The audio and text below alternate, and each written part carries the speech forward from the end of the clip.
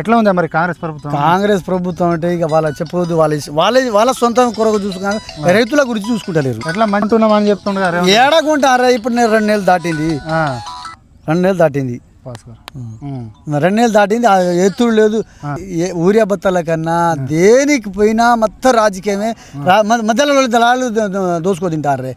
పాపం రైతులు మాత్రం ఉసురు పోసుకుంటారు. ఉసురు అంటే ఉసురు. ఇక వాళ్ళ 2 నెలలు అయింది, ఇప్పటికి పైసలు ఇవ్వండి, లారీ ఎత్తులేరు. పైసలు తీసుకుని లారీ ఎత్తాడు. పైసలు రేవంత్ రెడ్డి అంటుండ రైతులు మంచిగానే ఉన్నారు, ప్రతి గింజ కొంటున్నాం. ఏడగొంటారే? ఇప్పుడు 2 నెలలు అయింది. ఇప్పుడు చూస్తే కనపడతలేదా నీకు? అక్కడ ఇక్కడ అదే సాగు. రేవంత్ రెడ్డి అంటాడు ఊకే అబద్ధాలు ప్రచారం చేపిస్తున్నారు అని చెప్పేసి. అబద్ధమా? ఇక వారి అబద్ధం అంటే ఇక మనం ఏం చెప్పలేము. వారు చేసిన కర్మానికి వాడే పోతాడు, వీడు చేసిన కర్మానికి వీడే పోతాడు. ఇక అంతే అనుకున్నా. ఇట్లా కష్టం వస్తుందని కష్టకాలంలో ఉన్న రైతులను ఏ రైతులను అడుగు కష్టకాలంలో ఉన్నారు. ఎక్కడ అడుగు పాపం యూరియా బత్తాలకు నైట్ కొడుకుతా పోయి మొత్తం నైట్ అట్టే. గతంలో ఇట్లా ఉండేనా? గతం ఏడా ఉండే ఎక్కడలేదు. కాంగ్రెస్ ప్రభుత్వం ఉన్న 10 సంవత్సరాల ముందు అప్పుడు పొజిషన్ లైన్ కట్టిండ్రు. అయితే అప్పుడు అట్లా ఉన్నది. ఇప్పుడు ఈయన వచ్చిన అప్పటి నుంచి స్టార్ట్ అయింది. కేసీఆర్ ఉన్నప్పుడు మంచిగా ఉండేనా? కేసీఆర్ ఉన్నప్పుడు మంచిగా ఉండే. ఆటోనికి ఇస్తే ఊరియా బత్తాలు వేసుకొచ్చేది. ఆటోనికి ఇస్తే ఊరియా బత్తాలు వేసుకొని వచ్చేది ఇంటికాడ. కానీ ఇప్పుడు నైట్ మా ఆడోళ్ళని పట్టుకుపోయి వస్తే నాకు ఆయన భూమి లేదు ఎట్లా అని వాళ్ళు అట్లా అంటారు. నా పేరు మీద భూమి ఉంది, మా ఆడోళ్ళు తీసుకోపోదు, మా ఆడోళ్ళు ఇస్తారు అని వాళ్ళు తీసిపోతే నీకు భూమి లేదు నువ్వు పో, అట్లా బెదిరిస్తారు అన్నట్టు. పోలీసు వాళ్ళే మళ్ళీ ఈ పోలీసు వాళ్ళు మనకు ముందు ఉండి పక్కనికి ఇప్పిస్తారు. పోలీసు వాళ్ళు దాకదే వాళ్ళతో నేర్చుకున్నారు. ఏం చెప్తారు? వాళ్ళని చూసి వీళ్ళని చూసి వీళ్ళు నేర్చుకున్నారు. యూరియా బత్తాలు అప్పుడు గోస కాదు. పో మంచిగా 6 గ్యారెంటీలు ఇస్తున్నాను చెప్తాను. ఏడా గ్యారెంటీ ఇచ్చిండే అని 4,000 వచ్చే నెల 9వ తారీఖు తీసుకోమన్నాడు. 9 అయినా ఇప్పుడు గెలిచి 9వ తారీఖు అన్నాడు.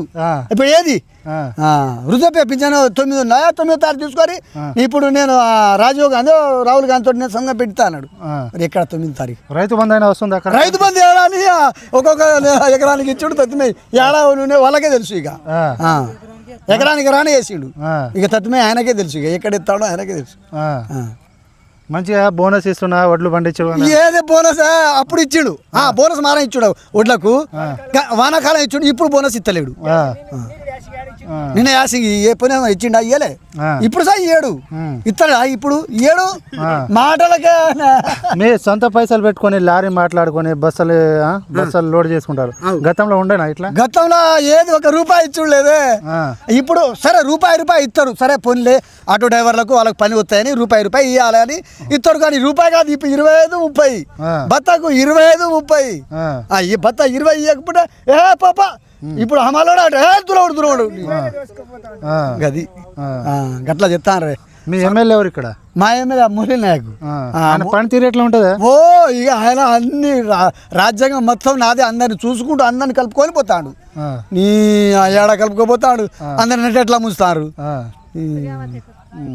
మీ మాజీ ఎమ్మెల్యే శంకర్ నాయక్ పనితీరు ఎట్లా ఉండే అప్పుడు? ఇక మాజీ ఎమ్మెల్యే సరే ఇటు ఆటో మంచిగానే చేసిండు. కానీ మన కేసీఆర్ చేసినట్టు ఎవరు చేయరన్న. రేవంత్ రెడ్డి కూడా చేస్తున్నాడని చెప్తున్నాడు. ఏడ చెప్తాడు చెప్పు. ఎక్కడ కనబడతలేదు. మంచిగా ఫ్రీ కరెంట్ ఇచ్చిన, ఇంద్రమ్మ ఇల్లు ఇచ్చిన, సన్న బియ్యం ఇస్తున్నా అని చెప్తుండు. సన్న బియ్యం ఇచ్చిండు కరెక్ట్. కానీ ఫ్రీ కరెంట్ అంటే 9 గంటలకు వస్తే గంటకోసారి గంటలకు పోతుంది. ఏంది ఫ్రీ కరెంట్ వస్తుందా? మోటార్ పెడితే తెలుస్తుంది. ఫ్రీ గ్యాస్ కూడా ఇస్తాడని చెప్పి. ఏడా గ్యాసా? గ్యాస్ ఎక్కడదా? గ్యాస్ నాకు అసలే తెలియదు. అది అబద్ధమే. గ్యాస్ మాత్రం అబద్ధం. మళ్ళీ ఎవరు వస్తే మంచిగా ఉంటుంది? మరి కేసీఆర్ వస్తేనే మంచిగా ఉంటుంది. ఈయన కూడా వస్తానని చెప్తున్నా. ఇంకా ఆయన ఇక అహంకారానికి చెప్తా అంటాడు. మరి ఎవరు నమ్ముతారో ఎవరు నమ్మరో వాళ్ళకి జనాలకు తెలుసు. జనాలు ఎటు వస్తారు, ఓటు ఎత్తారో అటే చెప్తారు. ఎవరేం చెప్తారు దానికి.